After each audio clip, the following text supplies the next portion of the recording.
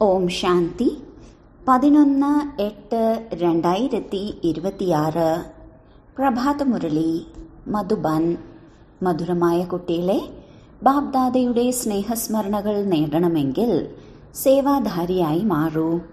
ബുദ്ധിയിൽ ജ്ഞാനം നിറഞ്ഞിട്ടുണ്ടെങ്കിൽ വർഷിക്കൂ. ചോദ്യം: ഏത് ലഹരിയാണ് നിറഞ്ഞ കാർമേഘങ്ങളെ പറത്തിക്കളയുന്നത്, വർഷിക്കാൻ അനുവദിക്കാത്തത്? ഉത്തരം: അഥവാ വ്യർത്ഥമായ ദേഹാഭിമാനം വന്നുവെങ്കിൽ നിറഞ്ഞ കാർമേഘങ്ങൾ പോലും പറന്നുപോകും. വർഷിക്കുകയാണെങ്കിലും സേവനത്തിന് പകരം ഡിസർവീസ് ചെയ്യും. അഥവാ ബാബയോട് സ്നേഹമില്ലെങ്കിൽ, ബാബയെ ഓർമ്മിക്കുന്നില്ലെങ്കിൽ, ജ്ഞാനമുണ്ടായിട്ടും കാലിയായതുപോലെയാണ്. ഇങ്ങനെ കാലിയായ മേഘങ്ങൾക്ക് എങ്ങനെ മറ്റുള്ളവരുടെ മംഗളം ചെയ്യാൻ സാധിക്കും? ഓം ശാന്തി. ബാക്കി കുറച്ച് കാർമേഘങ്ങളാണ് അവശേഷിക്കുന്നത്. മഴ കുറയുമ്പോൾ സാഗരത്തിനു മേൽ കാർമേഘങ്ങൾ ഉണ്ടായിരിക്കില്ല, തണുത്തു പോകുന്നു. അതുപോലെ ഇവിടെയും ജ്ഞാനമില്ലാത്ത മേഘങ്ങൾ തണുത്തു പോകുന്നു. റിഫ്രഷായി പോയി മഴ പോലെ പെയ്യുന്നതിനെയാണ് മേഘങ്ങളെന്ന് പറയുന്നത്. അഥവാ മഴ പോലെ പെയ്യുന്നില്ലെങ്കിൽ മേഘങ്ങളെന്ന് പറയില്ലല്ലോ. ഇത് ജ്ഞാനത്തിൻ്റെ മേഘങ്ങളാണ്. മറ്റെല്ലാം വെള്ളത്തിൻ്റെ മേഘങ്ങളാണ്. സീസൺ ആകുമ്പോഴാണ് ജ്ഞാനമേഘങ്ങൾ വരുന്നത്. സ്വയം റിഫ്രഷായി പിന്നീട് മറ്റുള്ളവരിൽ പോയി വർഷിക്കുന്നു. മേഘങ്ങളും സംഖ്യാക്രമം അനുസരിച്ചാണ്. ചിലരാണെങ്കിൽ വളരെ നല്ല രീതിയിൽ പെയ്യുന്നു. മേഘങ്ങളുടെ ജോലിയാണ് മഴ പെയ്ച്ച് വാടിപ്പോയ ചെടികളെ റിഫ്രഷാക്കുക. പൂർണ്ണമായ ജ്ഞാനമുള്ളവർക്ക് ഒളിഞ്ഞിരിക്കാൻ സാധിക്കില്ല.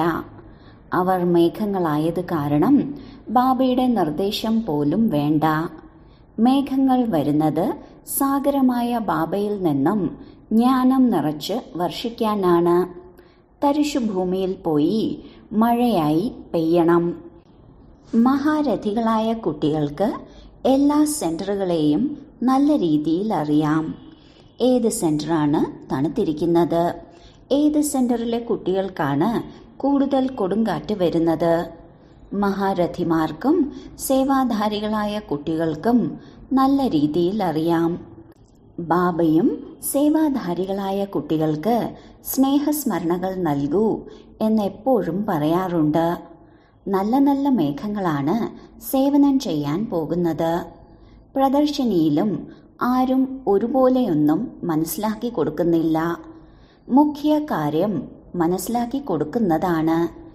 ഗീതയുടെ ഭഗവാൻ നിരാകാരനായ പരമപിത പരമാത്മാവാണ്, അല്ലാതെ ശരീരധാരിയായ കൃഷ്ണനല്ല. നല്ല രീതിയിൽ മനസ്സിലാക്കി കൊടുക്കണം. എല്ലാവരെയും പോയി ഉണർത്തണം എന്ന ചിന്തയായിരിക്കണം മുഴുവൻ ദിവസവും ഉണ്ടായിരിക്കേണ്ടത്. എല്ലാവരും ഘോരമായ അന്ധകാരത്തിലാണ്. നിങ്ങൾക്ക് 2 അച്ഛന്മാരുണ്ടെന്ന് എല്ലാവരോടും സ്നേഹത്തോടുകൂടി പറയൂ. ഒന്ന് പരിധിയുള്ള അച്ഛൻ, മറ്റൊന്ന് പരിധിയില്ലാത്ത അച്ഛൻ. പരിധിയില്ലാത്ത ബാബയെയാണ് പതിത പാവനൻ എന്ന് പറയുന്നത്. ഇപ്പോൾ നിങ്ങൾ കുട്ടികൾക്ക് ബുദ്ധി ലഭിച്ചു കഴിഞ്ഞു. ലോകത്തിലുള്ള മനുഷ്യർ കാണുമ്പോൾ ഷോ കാണിക്കുന്നവരാണെങ്കിലും കല്ല് ബുദ്ധികളാണ്. ബാബ സ്വയം പറയുന്നു, സന്യാസിമാരെയും എനിക്ക് ഉദ്ധരിക്കണം. കാരണം അവർക്കും രചയിതാവിനെക്കുറിച്ചും രചനയെക്കുറിച്ചും അറിയില്ല. സത്യുഗം മുതൽ പിന്നീട് ഈ ജ്ഞാനം പ്രായേണ ലോപിച്ചു പോകുന്നു. എന്നാൽ ഇത് ആർക്കും അറിയില്ല. ഈ ജ്ഞാനം ശാസ്ത്രങ്ങളിലില്ല. ശാസ്ത്രങ്ങളിലൂടെ ആരുടെയും സദ്ഗതി ഉണ്ടാകുന്നില്ല. ഗീതയ്ക്ക് എത്ര അംഗീകാരമാണ് നൽകുന്നത്, പക്ഷെ അതും ഭക്തിമാർഗമാണ്. പതിത പാവനനായ ബാബയാണ് രാജയോഗം പഠിപ്പിക്കുന്നത്. അപ്പോൾ തീർച്ചയായും രാജ്യപദവിക്ക് വേണ്ടി പുതിയ ലോകം വേണം.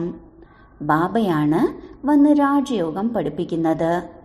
ഇതും നിങ്ങൾക്ക് ഇപ്പോഴാണ് മനസ്സിലായത്. കൽപ്പം മുൻപ് മനസ്സിലാക്കി കൊടുത്തവർക്കാണ് ഈ കൽപ്പത്തിലും മനസ്സിലാക്കി കൊടുക്കുന്നത്. അവരാണ് മനസ്സിലാക്കുന്നത്. എപ്പോഴും നടക്കുന്നത് പോലെയുള്ള യുദ്ധമൊന്നുമല്ല. അതായത് 8-10 വർഷമുണ്ടായി പിന്നീട് അവസാനിക്കും, അങ്ങനെയല്ല. ഡ്രാമ അനുസരിച്ച് ഉണ്ടാക്കിയ ബോംബുകളൊന്നും എടുത്തു വയ്ക്കാനുള്ളതല്ല. പതിതരായ മനുഷ്യർ നശിക്കാതെ സത്യയുഗം വരില്ല. എങ്ങനെയാണ് ശാന്തി സ്ഥാപിക്കപ്പെടുന്നത്?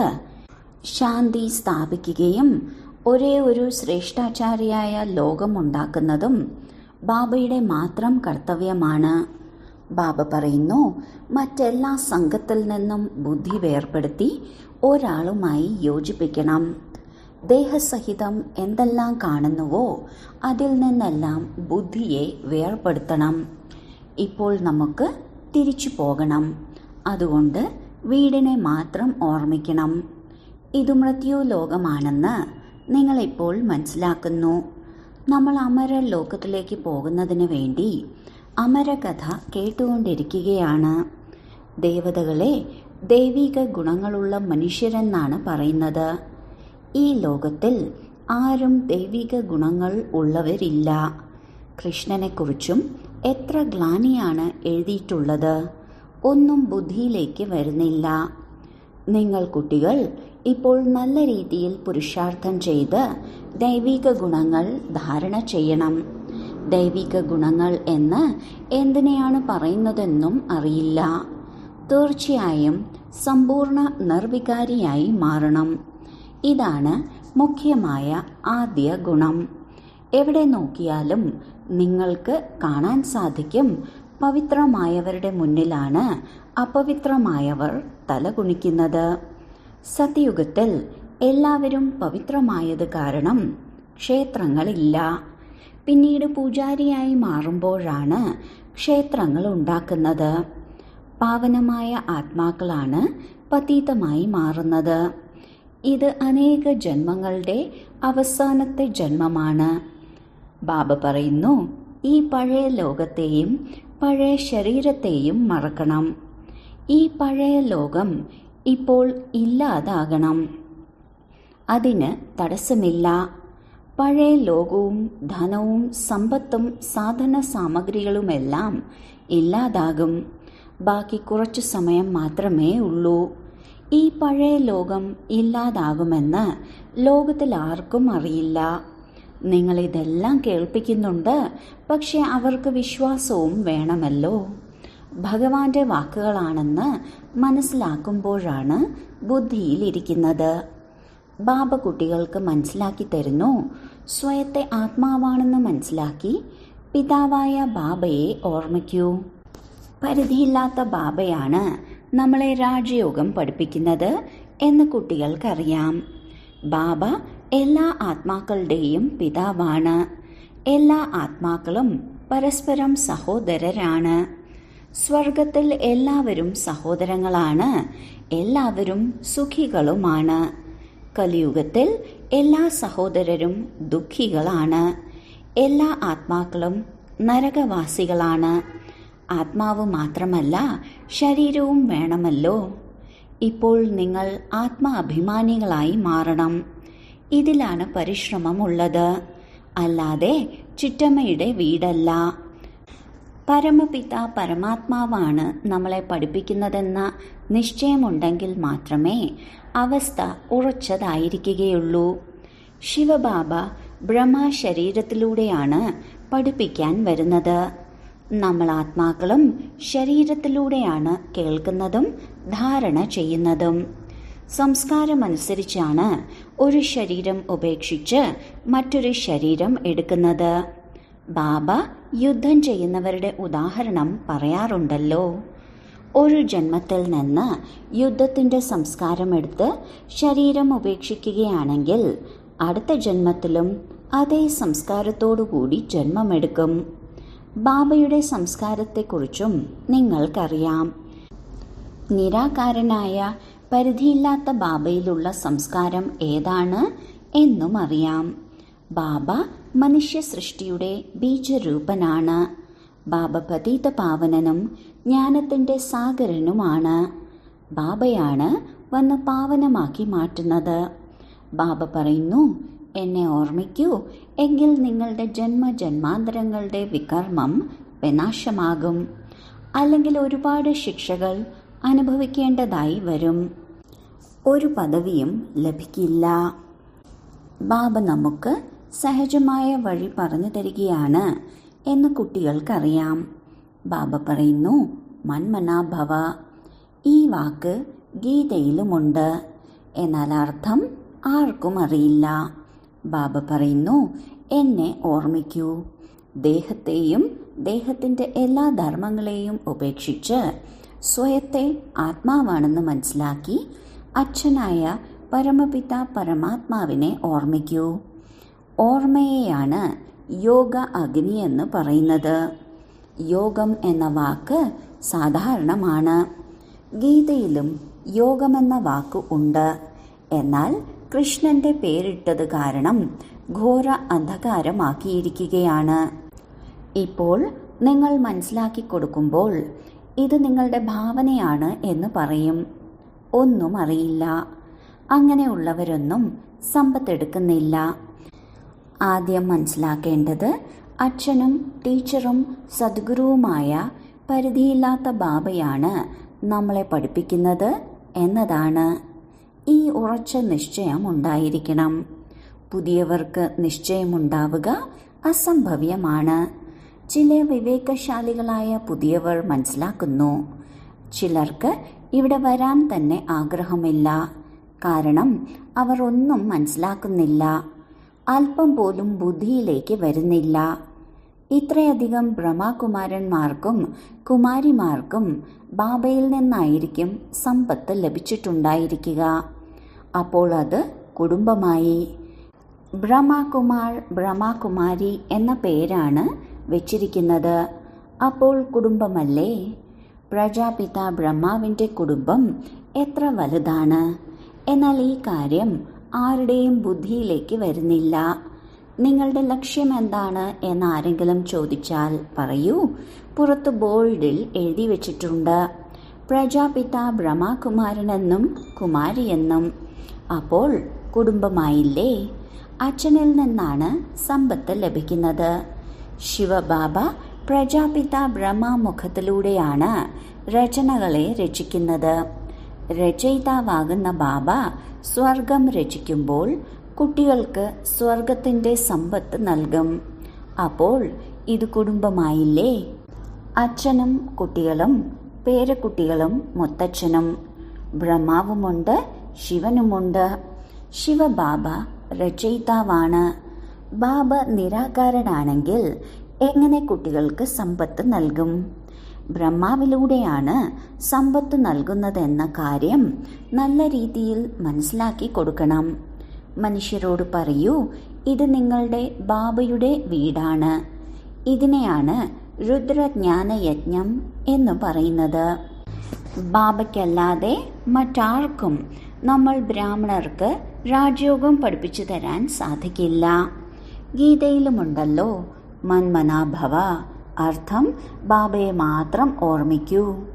നമ്മൾ ഒരു ബാബയെ മാത്രമാണ് ഓർമ്മിക്കുന്നത്.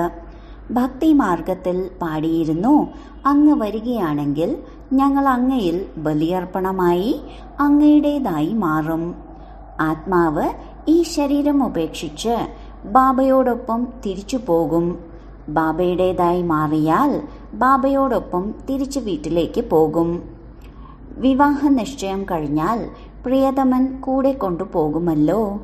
അതുപോലെ നമ്മളെ ഈ ദുഃഖധാമത്തിൽ നിന്നും മുക്തമാക്കി സുഖധാമത്തിലേക്ക് കൊണ്ടുപോകുമെന്ന് ശിവനാകുന്ന പ്രിയതമനും പറയുന്നു.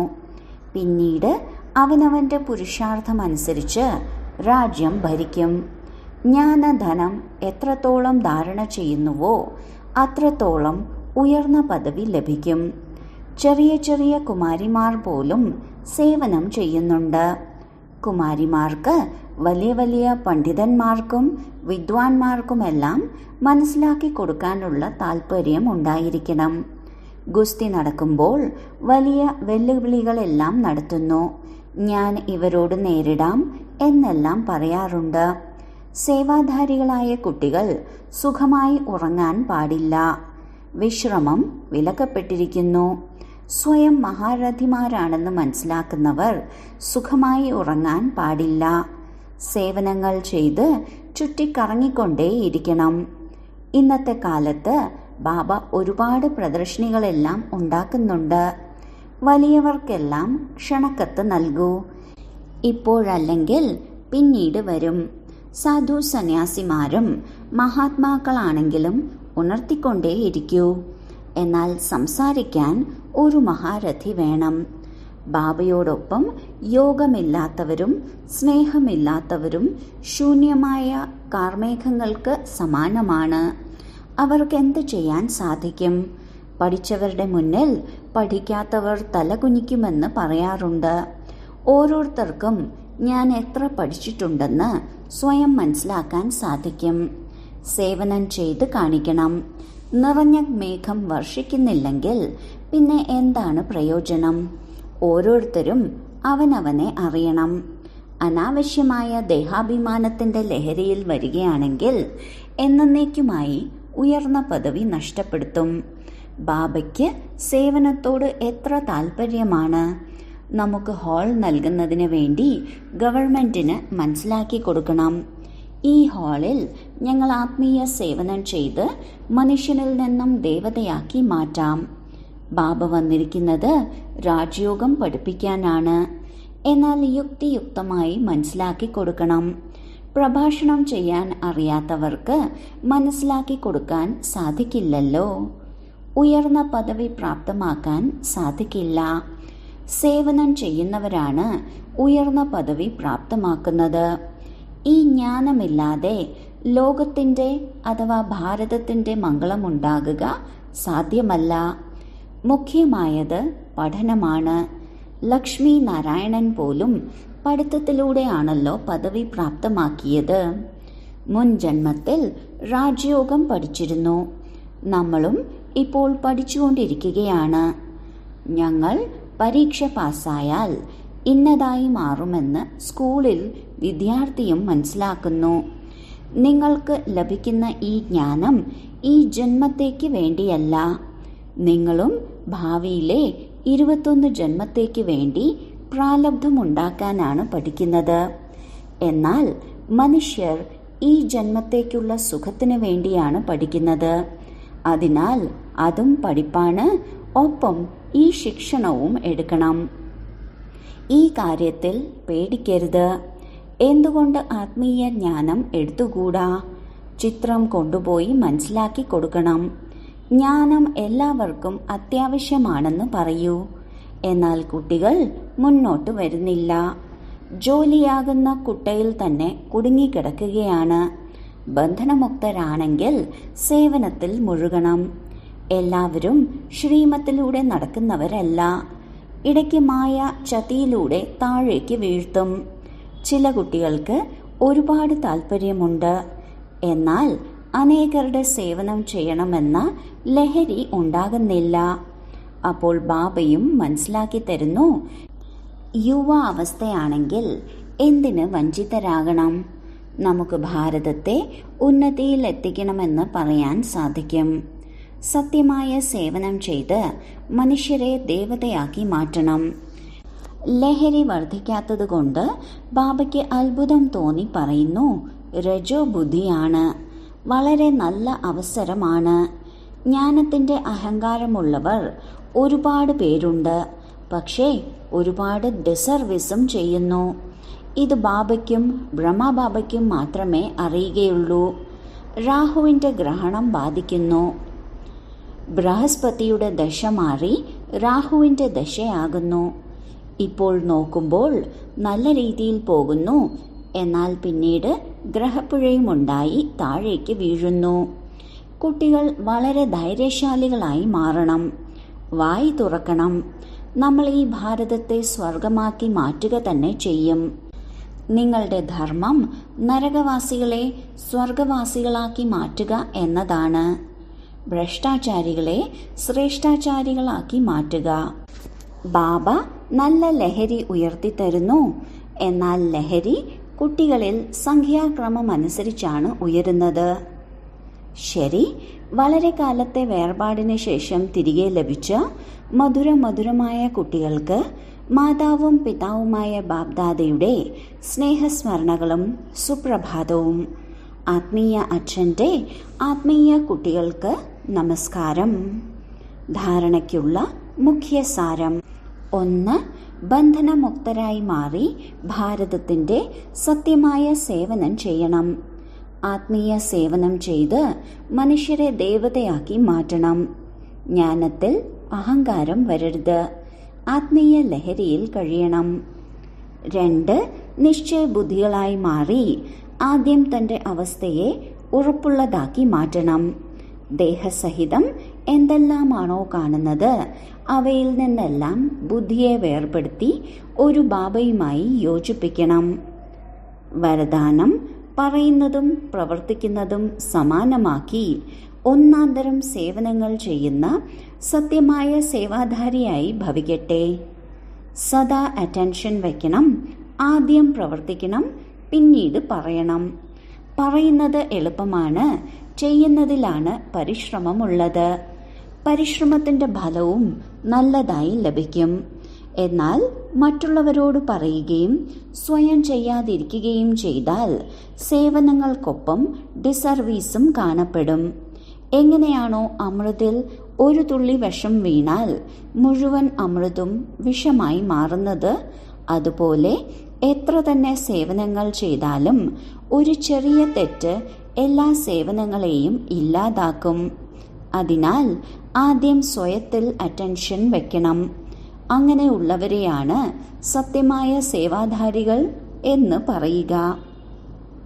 സ്ലോഗൻ: അനേകതയിൽ ഏകത കൊണ്ടുവരിക, മോശമായതിനെ നല്ലതാക്കുക എന്നിവയാണ് ഏറ്റവും വലിയ വിശേഷതകൾ. അവ്യക്ത സൂചന: അപവിത്രതയുടെ ബീജത്തെ പോലും സമാപ്തമാക്കി സമ്പൂർണ്ണ ശുദ്ധത, അതായത് പവിത്രത ഉള്ളവരായി മാറൂ. അപവിത്രത അഥവാ കാമമാകുന്ന മഹാശത്രു സ്വപ്നത്തിലോ സങ്കല്പത്തിലോ പോലും ആക്രമിക്കാതിരിക്കുമ്പോഴാണ് ഡബിൾ അഹിംസകർ എന്ന് വിളിക്കുന്നത്. സദാ സഹോദര ദൃഷ്ടിയുടെ സ്മൃതി സഹജവും സ്വാഭാവികവുമായി സ്വരൂപത്തിൽ കാണപ്പെടണം. ഒരിക്കലും തൻ്റെ സമ്പൂർണമായ സതോപ്രധാന സ്ഥിതിയിൽ നിന്ന് താഴെ വീണ് സ്വയം ആപത്ത് വരുത്തരുത്. ആത്മാവിൻ്റെ യഥാർത്ഥമായ സ്വരൂപത്തിൻ്റെയും ശക്തി സ്വരൂപത്തിൻ്റെയും സ്ഥിതിയിൽ നിന്ന് താഴേക്ക് വരികയാണെങ്കിൽ മറവിയിലേക്ക് പോകുക എന്നാണ് അർത്ഥം. ഇതും പാപത്തിൻ്റെ കണക്കിൽ ശേഖരിക്കപ്പെടും. ഓം ശാന്തി.